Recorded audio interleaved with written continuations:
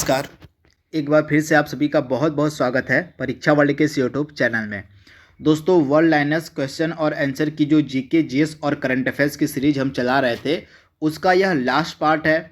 मैंने आपको बताया था कि टोटल 10 पार्ट इस सीरीज के आप तक पहुंचाए जाएंगे। इन 10 पार्ट के माध्यम से जो है हमने 500 इम्पॉर्टेंट जीके जीएस और करंट अफेयर्स के प्रश्नों को कंप्लीट करवा दिया है। तो इसकी जो प्लेलिस्ट है, उस प्लेलिस्ट को आप डेली बेसिस पर फॉलो करते रहेगा। उस प्लेलिस्ट में मैंने 10 वीडियो अपलोड कर दिए हैं, रख दिए हैं, तथा इन 10 वीडियो में आपको मिलेंगे प्रत्येक वीडियो में 50 क्वेश्चन, यानी कि टोटल मिला के आपके 500 जो इंपॉर्टेंट क्वेश्चन आंसर होंगे जीके जीएस और करंट अफेयर्स के। जो आपकी लेखपाल की परीक्षा होने वाली है और जो आपकी रेलवे ग्रुप डी की परीक्षा होने वाली है, उसके लिए जो 500 best world liners question answer होंगे, इनको तो आप कम से कम याद कर लीजिएगा, रट लीजिएगा, दिमाग में बैठा लीजिएगा। तो ये हमारा लास्ट वीडियो है आज का वर्ल्ड लाइनर्स क्वेश्चन और आंसर का। तो चलिए वीडियो को शुरू करते हैं। तो पहला प्रश्न आपकी स्क्रीन पर है। ASCII का फुल फॉर्म आपसे यहाँ पे पूछा गया है। तो इसका फुल फॉर्म क्या होता है? American standards code for information interchange. तो आप इसे याद रखिएगा, इंपॉर्टेंट है। और भारतीय मानक समय ग्रीनविच मानक समय से कितना आगे है? तो भारतीय मानक समय जो है यह ग्रीनविच मानक समय से लगभग 5.5 घंटा आगे है। तो राइट आंसर आपका क्या हो जाएगा? 5.5 घंटे आगे है GMT, यानी कि ग्रीनविच जो मानक समय है, इससे भारतीय मानक समय 5.5 घंटा आगे है। लेंस की जो क्षमता होती है, वो किस में मापी जाती है आपसे पूछा गया है। तो लेंस की क्षमता मापी जाती है डायोप्टर में, यानी कि राइट आंसर आपका क्या हो जाएगा? डायोप्टर। इसके बाद 2011 की जनगणना के अनुसार भारत में महिला साक्षरता का प्रतिशत कितना है लगभग? तो 2011 का जो एकदम सेंसस हुआ था, उसके अकॉर्डिंग भारत में जो वीमेन लिटरेसी रेट है, यानी कि महिला साक्षरता दर, वो है लगभग 65.46%। तो आप इसे याद रखिएगा, 65.46%।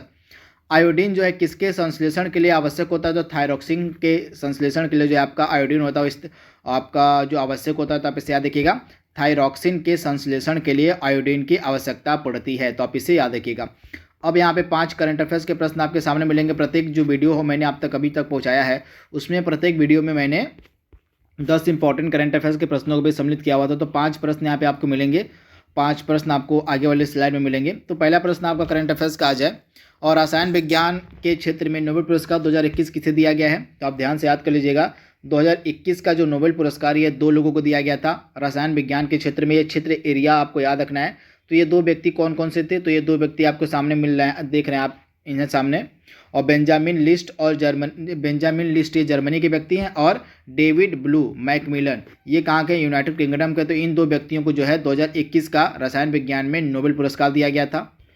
तो केमिस्ट्री यानी कि रसायन विज्ञान में ये 2 व्यक्ति थे जिनको जो है आपका नोबेल पुरस्कार दिया गया था 2021 में। इनके नाम आपको याद रखने हैं। बेंजामिन लिस्ट ये जर्मनी के हैं, और डेविड डब्ल्यू मैकमिलन ये यूनाइटेड किंगडम के हैं। और किस राज्य के जलजाओं केला को जो है GI टैग हाल ही में दिया गया था? तो जलजाओं जो केला है आपको मिलेगा कहाँ का? महाराष्ट्र का। ये इंपॉर्टेंट प्रोडक्ट था जिसको हाल ही में GI टैग दिया गया था। तो महाराष्ट्र राइट आंसर आपका हो जाएगा। इसके बाद जुडीमा राइस वाइन यह किस राज्य का एक विशिष्ट उत्पाद है? यह भी एक करंट अफेयर्स का ही प्रश्न है। तो जुडीमा राइस वाइन जो है आपका एक विशिष्ट उत्पाद है, कहाँ का? असम का। तथा इसको हाल ही में जो है GI टैग मिला है, तो इसी कारण से ये न्यूज़ में थी जुडीमा राइस वाइन। तो इसको भी जो है GI टैग दिया गया था। यह असम का एक विशिष्ट उत्पाद है। तो इसके बारे में भी आपको याद रखना है, भूलना नहीं है। इसके बाद जो 67वें राष्ट्रीय फिल्म पुरस्कार आयोजित किया गया 2019 के जो 67वें राष्ट्रीय फिल्म पुरस्कार थे, जिनका आयोजन किया गया 2021 में हाल ही में किया गया था। तो आपको बताना है कि इस 67वें राष्ट्रीय फिल्म पुरस्कार में सर्वश्रेष्ठ अभिनेता किसे चुना गया? तो सर्वश्रेष्ठ अभिनेता चुना गया था मनोज वाजपेयी को, उनकी मूवी भोसले के लिए। और अभिनेता जो धनुष हैं, उनकी मूवी असुरन के लिए जो है 2 लोगों को जो है सर्वश्रेष्ठ अभिनेता चुना गया था। तो आप याद रखिएगा, मनोज वाजपेयी को भोसले के लिए और धनुष को असुरन के लिए। तो इसे आप याद रखिएगा। हाल ही में सुभाष चंद्र बोस आपदा प्रबंधन पुरस्कार जो व्यक्तिगत श्रेणी में किसे दिया गया? तो व्यक्तिगत श्रेणी में जो सुभाष चंद्र बोस आपदा प्रबंधन पुरस्कार था दिया गया था राजेंद्र कुमार भंडारी को। और संस्थागत श्रेणी में जो सिट्स नामक संस्था, उसको दिया गया था आपका सुभाष चंद्र बोस आपदा प्रबंधन पुरस्कार। तो आपको व्यक्तिगत श्रेणी भी याद रखनी है और संस्थागत श्रेणी भी याद रखनी है। अगला प्रश्न आप हमारा है, कंप्यूटर में जो प्रयुक्त होने वाला माउस है, उसकी जो बॉडी है वो 40 वर्ष पूर्व ही बनाई गई थी, परंतु उस समय जब यह माउस बनाया गया था 40 वर्ष पूर्व, तो उसकी बॉडी किसकी बनी थी आपको बताना है। तो पहली बार जब माउस बनाया गया था तो उसकी बॉडी जो है लकड़ी की बनाई गई थी। तो राइट आंसर आपका क्या हो जाएगा, लकड़ी की बनाई गई थी सबसे पहले माउस की बॉडी, यानी कि जो आपका माउस होता है कंप्यूटर का उसकी जो बॉडी है सबसे पहले लकड़ी की बनाई गई थी। भारत में हरित क्रांति को सफलतापूर्वक निष्पादित करने का श्रेय किसे दिया जाता है? तो आप मान लीजिए भारत में हरित क्रांति के पिता, हरित क्रांति के जनक भारत में माने जाते हैं आपके MS स्वामीनाथन। तो आप इसे याद रखिएगा, भारत में हरित क्रांति के जनक MS स्वामीनाथन और पूरे विश्व में हरित क्रांति के जनक माने जाते हैं नॉर्मन बोरलॉग। तो इसे भी आप याद रखिएगा, पूरे विश्व में नॉर्मन बोरलॉग है हरित क्रांति के जनक और भारत में कौन है तो MS स्वामीनाथन। केवलादेव घाना राष्ट्रीय उद्यान कहाँ पर स्थित है? तो राजस्थान में स्थित है आपका केवलादेव घाना राष्ट्रीय उद्यान। सूर्य से उत्पन्न ऊर्जा का स्रोत क्या है? तो नाभिकीय संलयन है। तो आप इसे याद रखिएगा, सूर्य में जो ऊर्जा उत्पन्न होती है वो नाभिकीय संलयन के कारण उत्पन्न होती है। गुजरात और जो महाराष्ट्र है इनका गठन कब किया गया था राज्य के रूप में? तो 1960 में जो है गुजरात और महाराष्ट्र का गठन किया गया था एक राज्य के रूप में। तो आप इसे याद रखिएगा। अगला प्रश्न यहाँ पे हमारा है, हाल ही में सिग्मो महोत्सव 2021 किस राज्य में मनाया गया? तो सिग्मो महोत्सव 2021 मनाया गया हाल ही में गोवा में। इंपॉर्टेंट है, गोवा का एक इंपॉर्टेंट महोत्सव है सिग्मो महोत्सव। तो आप इसे याद रखिएगा। 2021 में जो पद्म पुरस्कार हैं कुल कितने लोगों को दिए गए थे? तो आप याद रखिएगा, इंपॉर्टेंट है, वेरी वेरी इंपॉर्टेंट है। तो 2021 में आपका जो पद्म पुरस्कार था कुल 119 लोगों को दिया गया। तो सबसे पहली चीज़ तो आपको याद रखनी कितने लोगों को दिया गया, तो टोटल 119 लोगों को 2021 में पद्म पुरस्कार दिया गया था, जिनमें से जो आपका पद्म विभूषण पुरस्कार था 7 लोगों को दिया गया था। इसमें से पद्म भूषण आपका 10 लोगों को था और पद्मश्री आपका 102 लोगों को था। तो आपको संख्या याद रखनी है, टोटल पद्म पुरस्कार 119 दिया गया था। इन 119 में से जो पद्म विभूषण था 7 लोगों को दिया गया, इनमें से 10 लोगों को जो है आपका पद्म भूषण दिया गया और 102 लोगों को आपका पद्मश्री पुरस्कार दिया गया। तो ये पुरस्कार और संख्या आपको याद रखनी है, भूलनी नहीं है। करंट अफेयर्स का यह मोस्ट इंपॉर्टेंट प्रश्न है। इसके बाद यहाँ पे ये सभी अगेन 5 करंट अफेयर्स के प्रश्न आपके हैं पांचों। इसके बाद हाल ही में जो सेफ सिटी इंडेक्स 2021 जारी किया गया था, इसमें विश्व का सबसे सुरक्षित शहर कौन सा था आपसे पूछा गया है। तो सेफ सिटी इंडेक्स 2021 में विश्व का सबसे सुरक्षित शहर माना गया था डेनमार्क का कोपेनहेगन। आप इसे याद रखिएगा, डेनमार्क का जो शहर था कोपेनहेगन, यह विश्व का सबसे सुरक्षित शहर माना गया था। तो आप इसे याद रखिएगा। ऑप्शन जो आंसर जो आपका हो जाएगा वो हो जाएगा डेनमार्क का कोपेनहेगन शहर। संसद टीवी के पहले CEO कौन बनाए गए थे?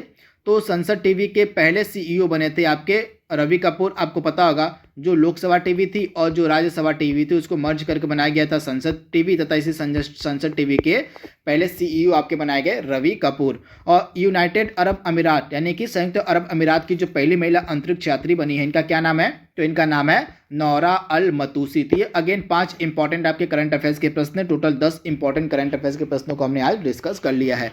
अगला प्रश्न यहाँ पे हमारा है, और इंटरनेशनल कोर्ट ऑफ जस्टिस का हेडक्वार्टर आपसे पूछा गया है। तो इंटरनेशनल कोर्ट ऑफ जस्टिस का हेडक्वार्टर आपको मिलेगा द हेग, नीदरलैंड में। आप इसे याद रखिएगा। 2011 की जनगणना के अनुसार किस राज्य में जनसंख्या घनत्व सबसे न्यूनतम था? तो सबसे न्यूनतम जो जनसंख्या घनत्व था वह था अरुणाचल प्रदेश का। आपको याद रखना है, अरुणाचल प्रदेश का जो जनसंख्या घनत्व था 2011 के जनगणना के अनुसार सबसे न्यूनतम था, सबसे कम था। जो चोलिया नृत्य है यह कहाँ का इम्पॉर्टेंट नृत्य है? तो चोलिया जो है यह उत्तराखंड का एक इम्पॉर्टेंट, एक प्रमुख नृत्य है। इसके बाद भारत का सबसे बड़ा और एशिया का दूसरा सबसे बड़ा मिट्टी का बांध कौन सा है? तो भारत का सबसे बड़ा और एशिया का दूसरा सबसे बड़ा मिट्टी का बांध आपको मिलेगा बालासोर सागर बांध। तो आप इसे याद रखिएगा, इंपॉर्टेंट है। और किस वर्ष को आधिकारिक रूप से, मतलब किस वर्ष में दिल्ली को आधिकारिक रूप से ब्रिटिश राज्य की, मतलब ब्रिटिश भारत की राजधानी घोषित किया गया था? तो आपको पता होगा 1911 में दिल्ली दरबार का आयोजन किया जाता है। इसी दिल्ली दरबार में फैसला लिया जाता है कि 1911 में जो दिल्ली दरबार हुआ था इसमें भारत की जो राजधानी थी उसको कलकत्ता से दिल्ली स्थानांतरित करने का फैसला होता है। यानी कि आधिकारिक रूप से इसका जो फैसला होता है वह 1911 में होता है, परंतु दिल्ली राजधानी पूर्ण रूप से कब बनती है? 1912 में दिल्ली राजधानी बनती है भारत की। तो इसे आप याद रखिएगा। अगला प्रश्न यहाँ पे हमारा है, शीतल पेय में फ्रिज उत्पन्न करने के लिए क्या मिलाया जाता है? तो आप इसे याद रखिएगा, कार्बनिक अम्ल मिलाया जाता है। तो आप इसे याद रखिएगा। इसके बाद मानव शरीर की मास्टर ग्रंथि को इसे कहा जाता है। तो मानव शरीर की जो मास्टर ग्रंथि है उसको हम कहते हैं पिट्यूटरी ग्लैंड, जो होती है मानव शरीर की मास्टर ग्रंथि कही जाती है। इसके बाद अगला प्रश्न यहाँ पे हमारा है, और भारतीय रुपए का जो नया प्रतीक है आधिकारिक तौर पर किस वर्ष में अपनाया गया था? तो भारतीय रुपए का नया प्रतीक जो था आधिकारिक तौर पर 2010 में अपनाया गया था। तो राइट आंसर आपका क्या हो जाएगा? 2010 में। और भारत के प्रथम और एकमात्र कार्यकारी प्रधानमंत्री कौन थे? तो गुलजारी लाल नंदा, इंपॉर्टेंट है। गुलजारी लाल नंदा जो थे ये भारत के एकमात्र और प्रथम कार्यकारी प्रधानमंत्री थे। नील की बलात् कृषि के खिलाफ महात्मा गांधी द्वारा प्रेरित प्रमुख विद्रोह कौन सा था? यानी कि बिहार में जो नील की खेती के लिए किसानों के ऊपर अत्याचार किए गए थे, इसी के कारण जो विद्रोह चलाया गया था महात्मा गांधी के द्वारा, जो आंदोलन चलाया गया था, उस आंदोलन का नाम आपसे पूछा गया है। तो इस आंदोलन का नाम था चंपारण आंदोलन था, महात्मा गांधी के खिलाफ चलाया गया था नील खेती के विरोध में बिहार में। तो आप इसे याद रखिए कब चलाया गया था? तो 1917 में। ये डेट आपको याद रखनी इंपॉर्टेंट है। अगला प्रश्न यहाँ पे हमारा है, भारतीय राष्ट्रीय कांग्रेस के प्रथम अध्यक्ष का क्या नाम था? तो व्योमेश चंद्र बनर्जी, WC बनर्जी जो थे ये भारतीय राष्ट्रीय कांग्रेस के प्रथम अध्यक्ष बनाए गए थे। इसके बाद संविधान संशोधन का आर्टिकल कौन सा है? आर्टिकल जो 368 है, अनुच्छेद 368 है, यह संविधान संशोधन का एक इम्पॉर्टेंट आर्टिकल है। इसके बाद प्रसिद्ध जो जुलू जनजाति है, यह किस देश से संबंधित है? तो जुलू जनजाति आपको मिलेगी दक्षिण अफ्रीका में, इंपॉर्टेंट है। और राष्ट्रीय मानवाधिकार आयोग का गठन कब किया गया था? तो राष्ट्रीय मानवाधिकार आयोग का गठन किया गया था आपका 1993 में, इंपॉर्टेंट है। वर्ष 1993 में राष्ट्रीय मानवाधिकार आयोग का गठन किया गया था। ईस्ट इंडिया कंपनी को बंगाल और बिहार की दीवानी का अधिकार किस वर्ष प्राप्त हुआ था? तो आपको पता होगा 1764 में हुआ था युद्ध, बक्सर का युद्ध। इस बक्सर के युद्ध में जो है बंगाल के नवाब की सेना, अवध के नवाब की सेना और जो मुगल सम्राट था, इन तीनों की सेनाओं ने मिलकर बक्सर का युद्ध लड़ा था। परंतु इस युद्ध में इन तीनों की सेनाएं हार जाती हैं और ब्रिटिश गवर्नमेंट की जीत हो जाती है। तो इसी कारण से जो बंगाल और बिहार की दीवानी वो ब्रिटिश सरकार को देनी पड़ती है मजबूरी में। तो आप इसे याद रखिएगा कब? तो 1764 में आपका बक्सर के युद्ध समाप्त होता है। उसके एक वर्ष बाद रॉबर्ट क्लाइव के द्वारा जो है यह संधि की जाती है और दीवानी का जो अधिकार था अपने पास ले लिया जाता है। तो राइट आंसर आपका क्या हो जाएगा? वर्ष 1765। अगला इंपॉर्टेंट प्रश्न आपका हमारा है, राष्ट्रीय ग्रामीण स्वास्थ्य मिशन कब शुरू किया गया था? इंपॉर्टेंट है, स्कीम्स के प्रश्न भी आपके एग्जाम में पूछे जाएंगे। तो राष्ट्रीय ग्रामीण स्वास्थ्य मिशन आपका शुरू किया गया था 12 अप्रैल 2005 को, इंपॉर्टेंट है। 12 अप्रैल 2005 को आपका राष्ट्रीय ग्रामीण स्वास्थ्य मिशन शुरू किया गया था। और आपका जो किडनी फेल्योर का इलाज समय समय पर किडनी मशीन से किया जाता है, तो आपको इस प्रक्रिया का नाम, यानी कि किडनी फेल्योर का जो इलाज है किस प्रक्रिया के अंतर्गत किया है, तो उस प्रक्रिया का नाम आपसे पूछा गया है। तो इसको हम कहते हैं कि हीमोडायलिसिस, आप इसे याद रखिएगा। और भारत के किस शहर को हम the queen of the Arabian sea कहते हैं? तो the queen of the Arabian sea कहा जाता है कोच्चि शहर को। और चांद की सतह पर सुरक्षित उतरने वाला पहला अंतरिक्ष यान कौन सा था? तो लूना जो था यह चांद की सतह पर उतरने वाला पहला अंतरिक्ष यान था। तो इंपॉर्टेंट प्रश्न है। और भारत में 1770 में स्थापित पहले बैंक का क्या नाम था? तो बैंक ऑफ हिंदुस्तान था, इंपॉर्टेंट है। अगला प्रश्न यहाँ पे हमारा है, और पत्थर की बनी नृत्य करते हुई जो पुरुष की मूर्ति है नटराज की, कहाँ से मिली थी? तो यह हड़प्पा से मिली थी। इसके बाद भारत में बॉक्साइट का उत्पादन करने वाला सबसे बड़ा राज्य कौन सा है? उड़ीसा, अगेन राइट आंसर हो जाएगा आपका। और आपको बताना है कि वह कौन सी अंतर्राष्ट्रीय संयुक्त राष्ट्र की एजेंसी है जो अंतर्राष्ट्रीय श्रम अधिकारों का समर्थन करती है। तो अंतर्राष्ट्रीय श्रम अधिकारों का समर्थन करने वाली एकमात्र संस्था है संयुक्त राष्ट्र की, इसका नाम है ILO, यानी कि इंटरनेशनल लेबर ऑर्गेनाइजेशन, जिसको हिंदी में कहते हैं अंतर्राष्ट्रीय श्रम संगठन। इसकी स्थापना 1919 में की गई थी। इसका हेडक्वार्टर आपको मिलेगा जिनेवा में। इसके प्रमुख वर्तमान में है गाय राइडर। तो आप इसे याद रखिएगा। हिंद स्वराज नामक पुस्तक किसके द्वारा लिखी गई थी? तो हिंद स्वराज नामक पुस्तक लिखी गई है महात्मा गांधी के द्वारा। किसे भारत का नेपोलियन हम कहते हैं? तो भारत का नेपोलियन हम कहते हैं समुद्रगुप्त को, इंपॉर्टेंट है। इसके बाद लास्ट के 5 प्रश्न आपके सामने हैं। भारत की पहली स्वदेशी निर्मित और रंगीन फिल्म का नाम आपसे पूछा गया है। तो भारत की पहली स्वदेश निर्मित रंगीन फिल्म का नाम है किसान कन्या, इंपॉर्टेंट है। 1915 में महात्मा गांधी किस देश से अस्थायी रूप से भारत लौटे थे? तो 1915 में जो है भारत लौटे थे महात्मा गांधी। कहाँ से? तो दक्षिण अफ्रीका थे। तथा ये जिस दिन दक्षिण अफ्रीका से भारत लौटे थे, तो उस दिन को हम प्रवासी भारतीय दिवस के रूप में मनाते हैं। भारत में जो बोकारो स्टील प्लांट है, यह किसकी मदद से स्थापित किया गया था 1964 में? तो USSR यानी कि सोवियत संघ रूस की मदद से जो है बोकारो जो संयंत्र था यह स्थापित किया गया था भारत में। और उन्नत भारत अभियान किससे संबंधित है? तो उन्नत भारत अभियान का संबंध है उच्च शिक्षण संस्थानों की मदद से ग्रामीण विकास करने से। तो आप इसे याद रखिए, यानी कि उच्च शिक्षण संस्थानों की मदद से गाँवों का विकास, मतलब ग्रामीण भारत का विकास करना मेन मोटिव है आपका उन्नत भारत अभियान का। तो आप इसे याद रखिएगा। तथा आज का जो लास्ट प्रश्न यहाँ पे हमारा है, भारत में पहला रेडियो कार्यक्रम किस वर्ष में प्रसारित किया गया था? तो वर्ष 1923 में भारत का पहला रेडियो कार्यक्रम प्रसारित किया गया था। तो राइट आंसर आपका क्या हो जाएगा? 1923 में। तो दोस्तों यह हमारा लास्ट वीडियो था जो हमने वन लाइनर्स क्वेश्चन आंसर की सीरीज शुरू की थी। तो इसके टोटल 10 वीडियोज़ हमने अपलोड कर दिए हैं। तो आज के लिए बस इतना ही। Thank you, thanks for watching, thank you.